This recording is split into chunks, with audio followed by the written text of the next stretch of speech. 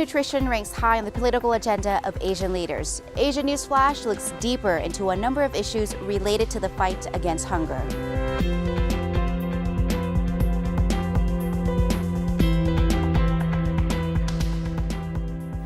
Welcome to Asia NewsFlash. I'm Serena Manisho, your host for today's program.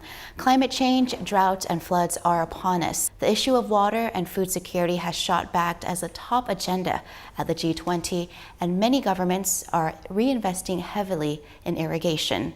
Today, we have Thierry Facon in the studio to discuss how to address the growing challenge of water and food security.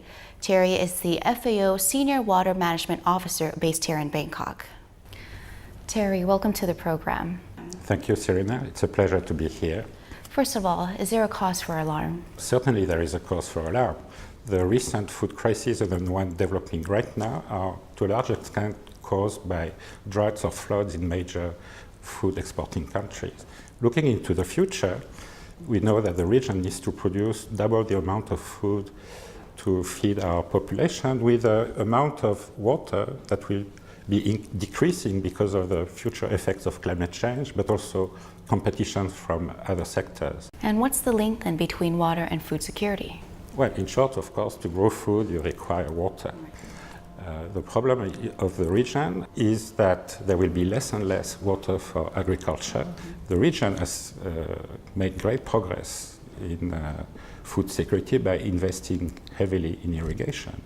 But this has run its course. Now it needs to improve the productivity of irrigation systems.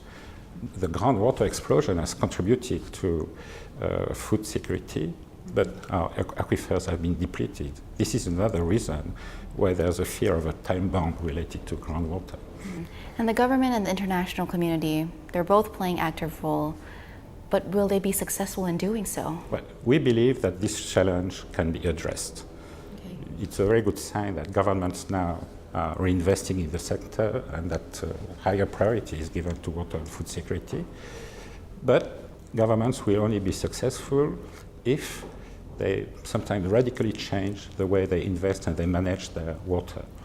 First of all, because irrigation performance at the moment is quite low. Expansion has been at the cost of environment, and we need to be more mindful of the environmental impact of irrigation. Secondly, the region, as we know, has undergone fast structural economic change. The Asia of today is not the Asia of yesterday, and it's not the Asia of tomorrow. These are significant implications on how we need to address the issue of water and food security. We have to look at economic, food and water security. We can no longer consider agriculture or irrigation in isolation. How about the farmers? They do not seem to be in the picture at all. They are at the center of what FAO is saying actually to the governments and how they can address this problem. There are two issues there.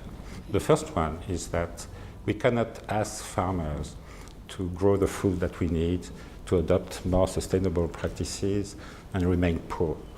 So if our objective is really that farmers can have livelihoods that are similar to what they can get in other sectors, this changes the way we have to support them. Secondly, farmers, of course, are the main users of water, and it's their management decisions that will impact the performance of irrigation and the impact on the environment. In many areas, governments are failing to manage the water resources. And there are new approaches where farmers can be given the responsibility to manage the resource and they can be successful. Okay, so what is FAO doing about this? FAO is assisting countries in the region in developing the set of innovative, effective, feasible interventions that are required to address the changing nature of the water and security challenge. All our thinking and knowledge synthesis has been developed into a policy brief that has been presented at the World Water Week in Stockholm recently to a very high level decision makers and with a very positive feedback. Countries will need to make their own decisions, and for this we are further developing a set of policy tools to assist them in better analyzing their issues and chart their own future. And what about countries in the region? What roles are they fulfilling?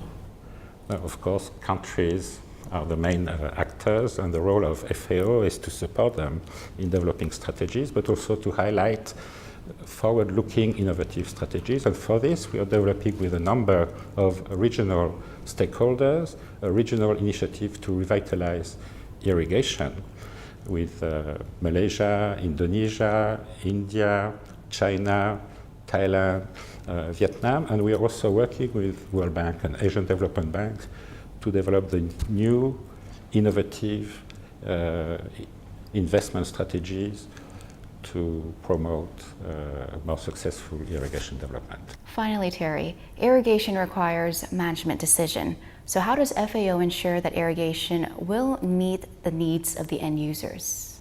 You pointed the finger to the critical issue. Management decisions need to meet the service needs of farmers and increasingly cities and industries that rely on service by irrigation. For this, we have developed in the past tools such as Mascot that are increasingly popular in the region. So our effort will be on further dissemination of these tools to the thousands and thousands of managers involved in decisions through capacity building. Terry, thank you very much, and it was a pleasure having you on the program today. Yeah, thank you very much, Serena.